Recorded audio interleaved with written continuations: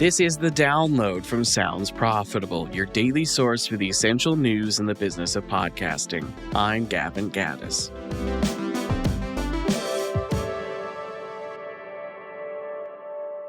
Here's what you need to know for today, Wednesday, July 9th. For our top story, ask Skip, does anyone know what hours watched actually means?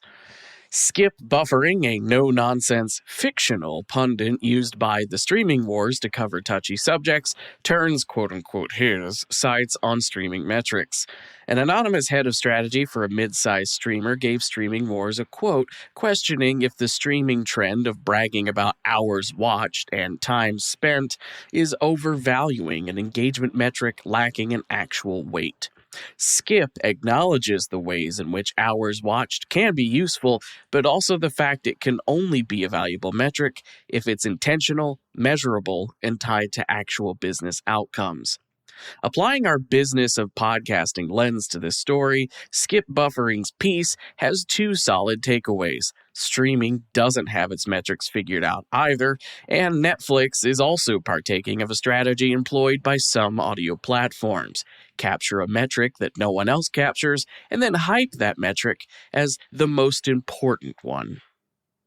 Next up, the Podcast Exchange to file NOI. The download has been forwarded an email from the Podcast Exchange, or TPX, CEO Perry Bell. In the message, Bell announces TPX has made the decision to file a Notice of Intention to make a proposal, NOI for short, under Canada's Bankruptcy and Insolvency Act.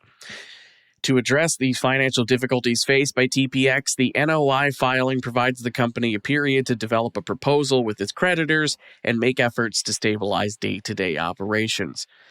The proposed trustee in the NOI is TBD Restructuring Incorporated. Next up, advertisers and agencies, 3 reasons your host-read ad creative is not working. While it's logical to presume a host-read ad campaign didn't work because the show, host, or audience was a bad fit for the brand, Signal Hill Insights President Paul Riesmandel shares 3 common data-backed problems found in host-read campaigns. The first 2 problems are related. Hosts not given enough creative input. A host strictly fenced into specific ad copy without room for personality strips the influence out of the influencer, as their ability to inject their own style is inherently restricted. The third common issue stems from attempts to graft radio-style ads into the world of podcasting. As Riesmandel says in the piece, podcast ads thrive when they match the content they're placed within. Jarring, sudden shifts of tone, regardless of whether it's announcer-read or host-read, do not perform, as well as appropriately naturalized campaigns. For the final top story, WPP issues profit warning as client budgets sink and new biz stalls. An unscheduled H1 update from WPP cuts their full-year guidance for 2025. Reasons cited include weaker client spend and lower net new business than expected. CEO Mark Redd said in an earnings call WPP expected Q2 to follow Q1 in performance, but June was worse than expected. The new forecast calls for revenue decline of 3 to 5%, accepting pass-through costs this year, which is down from the previous forecast of 0 to 2%. As for the rest of the news, Marketing Brew has a new piece looking to the podcast industry and where it's headed, featuring interviews with industry leaders and experts. You can keep an eye out for Brian Barletta's cameo in the piece involving social awkwardness.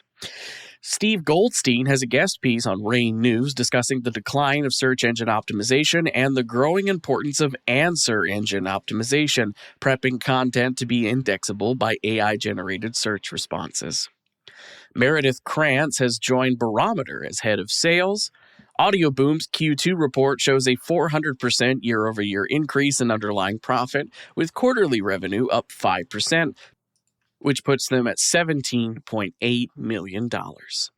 Vulture takes a look at the New York Times push to turn their writers into video podcast personalities, and the London Podcast Festival, sponsored by Acast, has posted their event schedule for their 10th anniversary edition of the festival, running from September 4th through September 14th.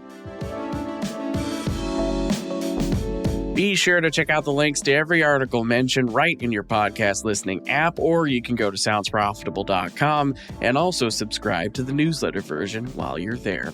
The download is written and produced by myself, Ryan Barletta, and Tom Webster. For Sounds Profitable, I'm Gavin Gaddis. Download us again tomorrow.